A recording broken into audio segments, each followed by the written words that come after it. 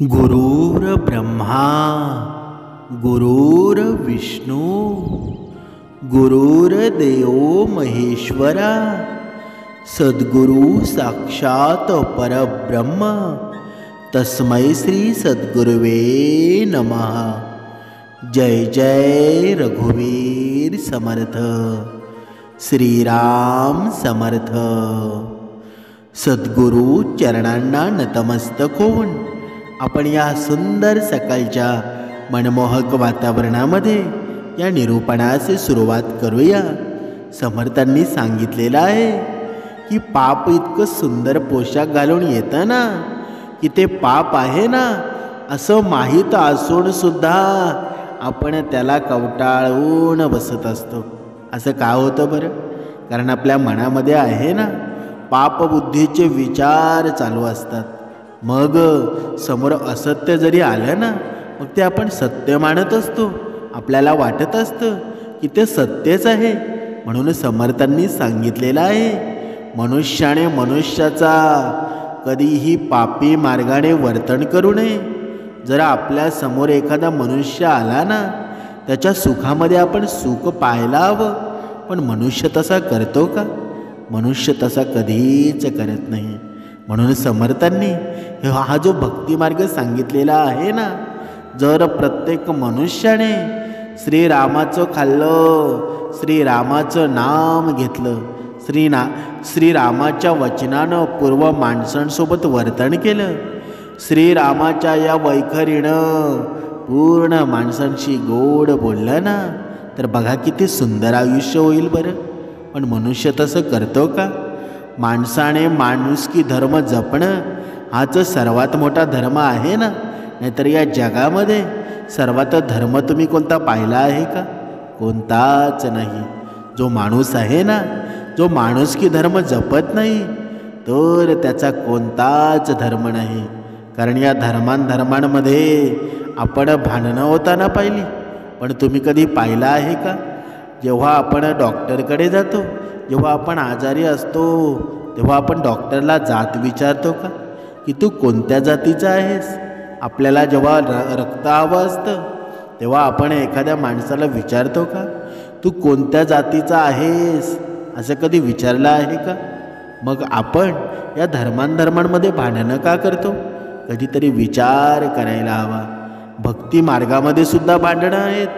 म्हणून समर्थांनी सांगितलेलं आहे भक्ती मार्ग कोणताही असो पण सर्वांमध्ये देव एकच आहे ना। मग भक्ती मार्गामध्ये सुद्धा प्रचिती प्रत्येकाला येत असते, फक्त आपल्या कर्मांवर असतं ना।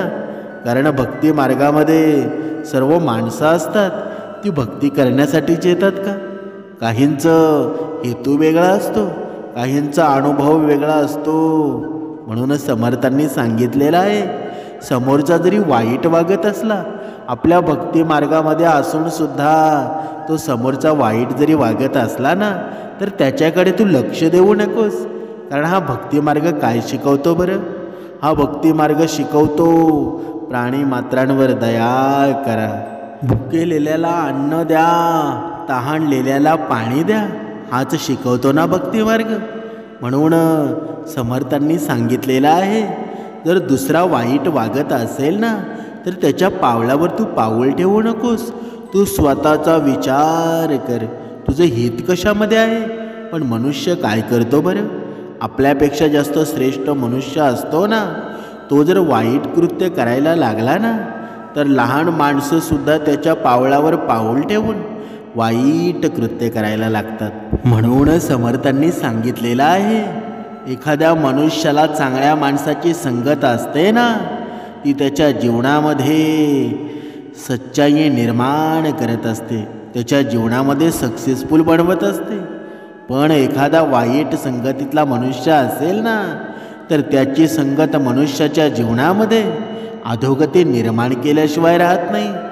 म्हणून समर्थांनी सांगितलेलं आहे या जगामध्ये असा कोणताच धर्म नाही ज्या धर्मामध्ये चांगलं शिकवलं गेलेलं नाही। प्रत्येक धर्मामध्ये चांगल्या शिकवणीच दिलेल्या आहेत, पण सर्वात जर मोठा धर्म असेल ना तर तो आहे मानवता। हा मानवता धर्म ज्याने जपला ना तोच या पूर्ण विश्वामध्ये श्रेष्ठ झाला. परमेश्वराला सुद्धा तोच आवडतो. म्हणजेच आपण जर विचार केला, तुम्ही प्रत्येकजण विचार करत असाल की या विश्वामध्ये सर्वात सर्वश्रेष्ठ धर्म कोणता आहे बरं? बघा, आपण एका उदाहरणाद्वारे स्पष्ट करूया. प्राचीन काळातील ही गोष्ट आहे.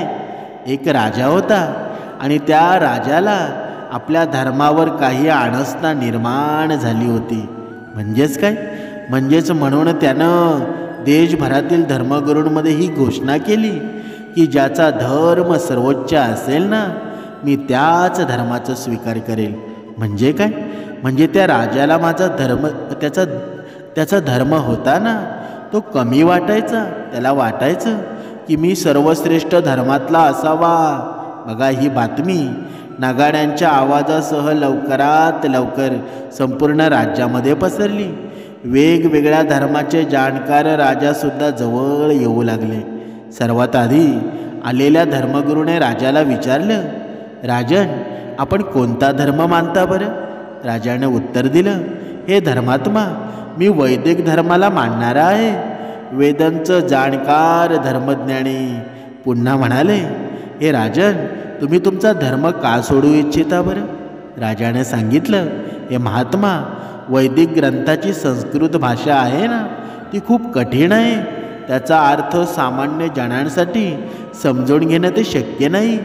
वैदिक मंत्रांमध्ये सर्वात मोठी समस्या त्यांच्या उच्चारणाची आहे. ऐकलं आहे की वैदिक मंत्रांचे उच्चारण करताना जर स्वर थोडेही उंच किंवा नीच बोलले गेले ना, तर त्यांच्या अर्थाचा अनर्थ होतो. म्हणून मी वैदिक धर्माला घाबरतो. त्या धर्मात्म्यानं राजाला खूप वेळ समजावलं की वैदिक धर्म सर्वात प्राचीन आणि श्रेष्ठ आहे. विश्वातील सर्व धर्मज्ञानी वेदांपासून ज्ञान घेऊन आपल्या धर्मांमध्ये सुधारणा केली जाते आणि त्यामुळं तुम्ही पूर्ण निष्ठेनं याच धर्माचं पालन करा. राजा म्हणाला, हे धर्मगुरू, जर मला माझ्या धर्मावर आस्था न झाली असती ना, तर मी एवढं मोठं आयोजन केलं नसतं. म्हणून तुम्ही मला क्षमा करा. मी तुमचा धर्म स्वीकारू शकत नाही. तो धर्मात्मा राजाला आशीर्वाद देऊन निघून जातो. त्यानंतर सनातन धर्माचे जाणकार तिथे येतात आणि त्या सनातनी धर्मात्म्यानं राजाला आपला धर्माचा उपदेश करून सांगितले, हे महाराज, सनातन धर्म सर्वोच्च आहे, त्यामुळं तुम्ही या धर्माचा स्वीकार करा. राजा म्हणाला, हे महात्मा, या धर्मात 33 कोटी देवी देवता आहेत. माझं मन खूप चंचल आहे. इतक्या अधिक देवी देवतावर मी ध्यान केंद्रित करू शकत नाही. जर कोणत्याही एका देवाची आराधना करत असेल ना, तर माझं लक्ष दुसऱ्या देवतेकडे वळतं. क्षमा करा, मी तुमचा धर्म स्वीकारण्यात असमर्थ आहे. बघा, यानंतर बौद्ध भिक्षूने राजाला त्यांचा धर्म समजावला. राजाने सांगितलं की हा धर्म साधणं अत्यंत कठीण आहे, म्हणून मी हा धर्म स्वीकारू इच्छित नाही.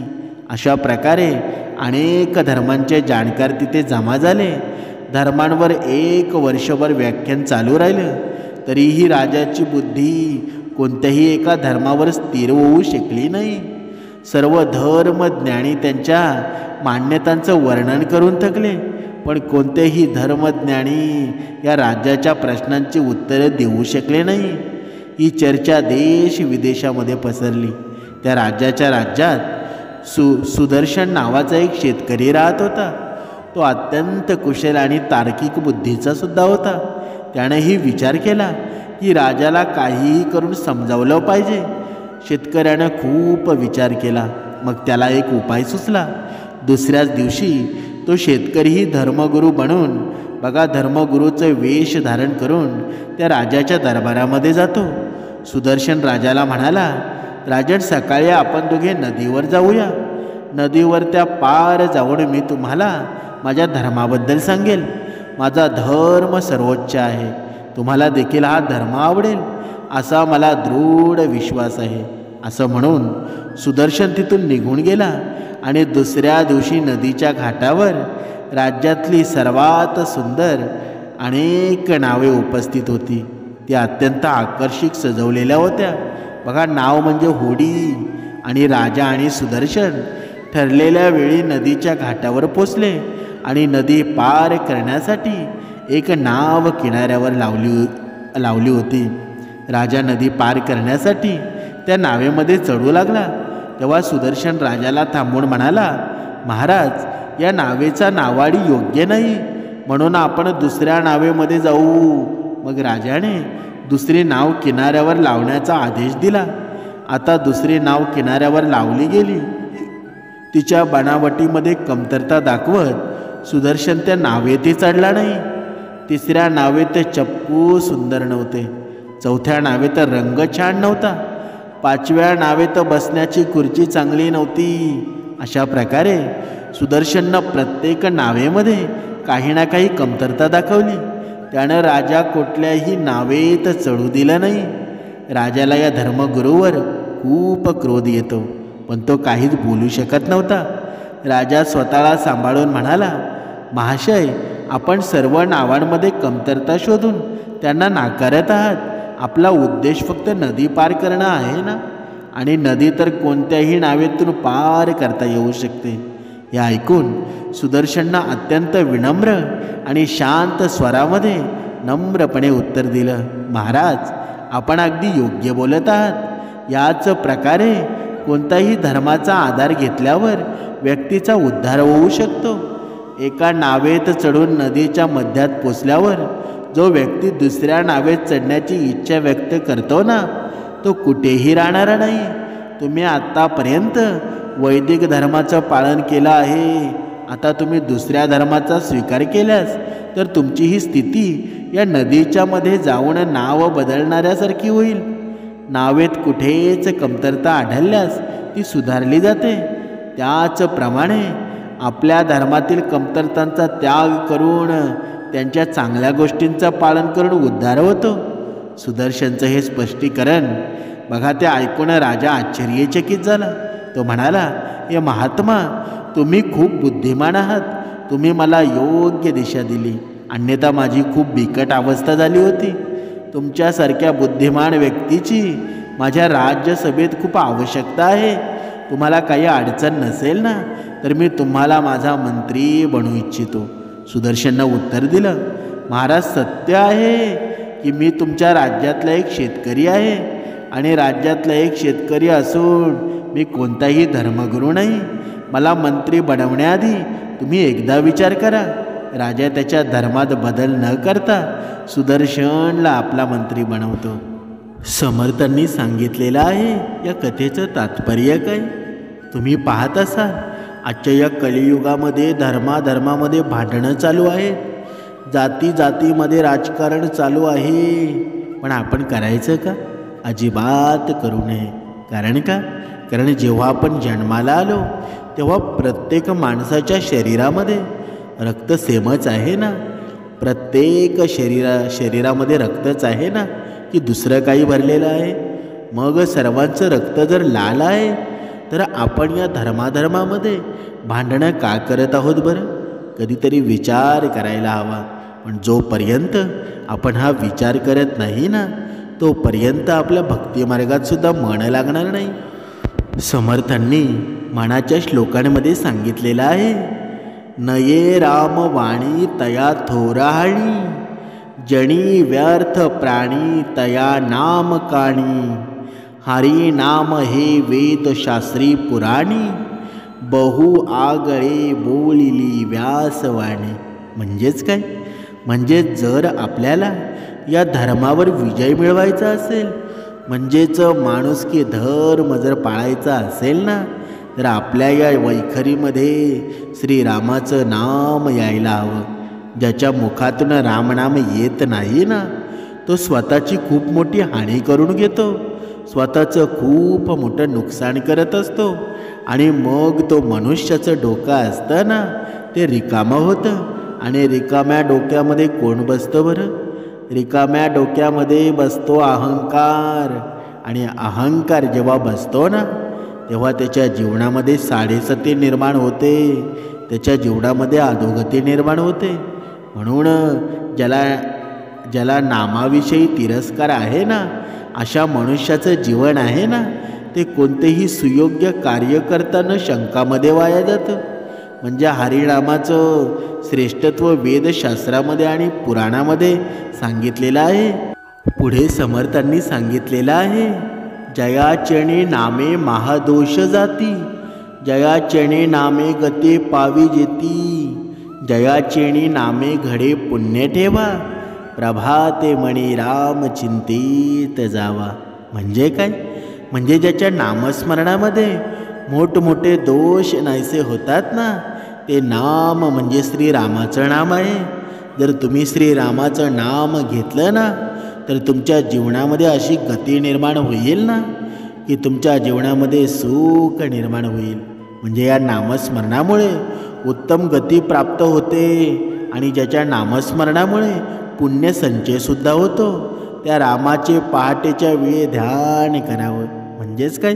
बघा, प्रत्येक निरूपणामध्ये आपल्याला सांगितण्यात आलेलं आहे की ब्रह्ममुहूर्तावर उठून उपासना केली ना, तर तुमच्या सर्व प्रश्नांचं मूळ आहे. पण मनुष्य करतो का? बघा, रोज निरूपण ऐकतो, रोज श्रवण करतो, पण ब्रह्ममुहूर्तावर उठतो का? कधीतरी विचार करायला हवा.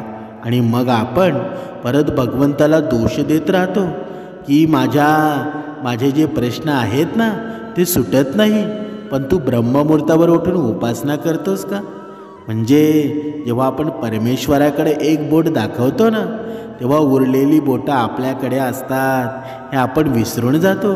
म्हणूनच समर्थांनी सांगितलेलं आहे, या जगामध्ये, या विश्वामध्ये सर्वात मोठा धर्म जर असेल ना, तर तो मानवता धर्म आहे. आणि मानवता धर्म ज्याने जपला ना, त्याला वेगळी भक्ती करण्याची गरज नाही. सर्वश्रेष्ठ तोच मनुष्य आहे. मनुष्यानं बघा, कोणाला जर गरज असेल ना, तर ती गरज पार पाडावी, हाच मानवता धर्म आहे. आपल्याकडे जर असेल ना, तर मनुष्यानं दान करायला हवं. पण मनुष्य दान करतो का? आपल्याकडे किती येईल त्याचा प्रयत्न करतो, पण आपल्याकडे एवढी संपत्ती असून सुद्धा कोणाच्या चेहऱ्यावर तो आनंद पाहत नाही, कोणाच्या जीवनामध्ये सुख निर्माण करण्याचा प्रयत्न करत नाही. मग आपल्याकडे धन संपत्ती असून त्याच्यामध्ये जर सुखच निर्माण होत नसेल, तर त्याचा फायदा आहे का?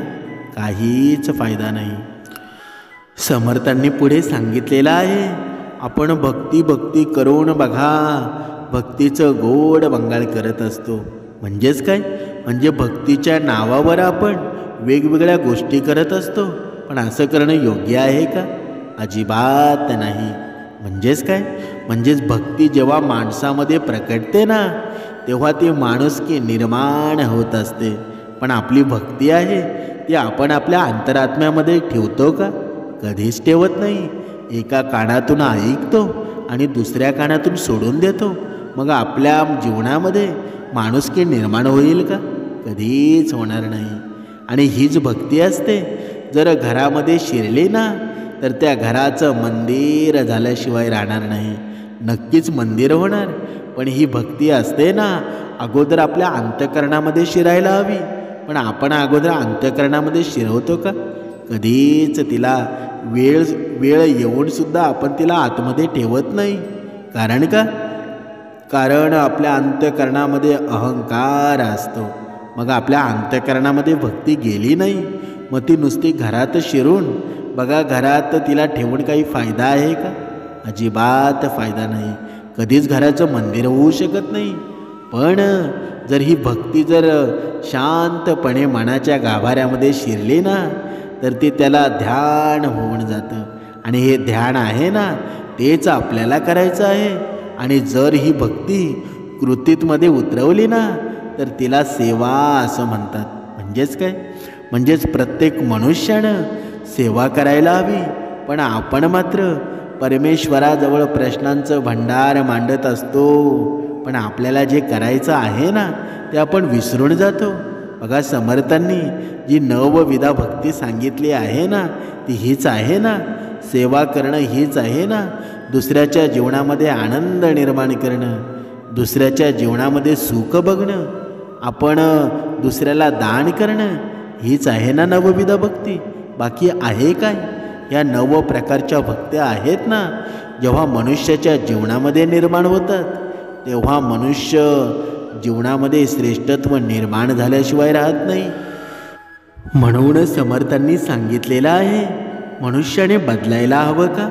मनुष्याने नक्कीच बदलायला हवं, पण तो बदल कशामध्ये करायला हवा? तो बदल करायला हवा अहंकार कमी करायला हवा, तुमचा राग कमी करायला हवा. तुम्ही आहेत ना तसेच ठीक आहात, फक्त तुमच्या मनामध्ये शिरलेला हा अहंकार आहे ना, हा अहंकार आहे, हा राग आहे ना, तो चांगल्या गोष्टी निर्माण करत नाही, तुमच्या जीवनामध्ये सुख निर्माण करत नाही.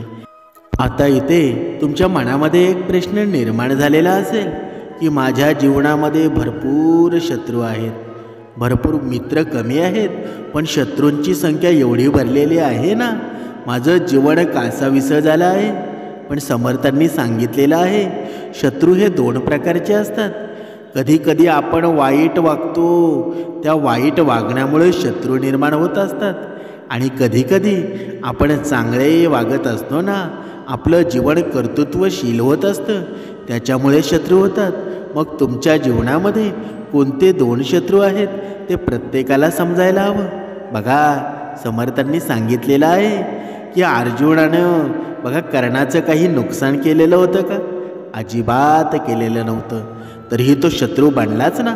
बघा, कधी कधी असतात ना, कधी कधी तुमचा दोष नसला ना तरी तुमच्या प्रतिष्ठेमुळं, तुमच्या प्रतिभेमुळं तुमचे लोक शत्रू बनत असतात, आणि हे असे शत्रू झालेले ना ते आपल्यासाठी चांगलंच असतं, पण आपल्या वाईट कर्तृत्वामुळं, आपल्या वाईट घृणेमुळं शत्रू झालेले ते वाईट असतात.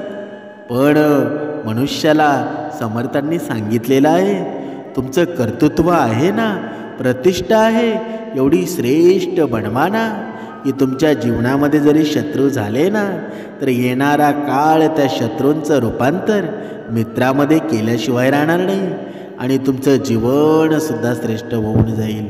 म्हणून समर्थांनी सांगितलेलं आहे, जीवनामध्ये आनंद निर्माण करायचा असेल ना तर मानवता धर्माचं पालन करा, कारण जीवनामध्ये मानवता धर्मापेक्षा श्रेष्ठ कोणताच धर्म नाही. जय जय रघुवीर समर्थ.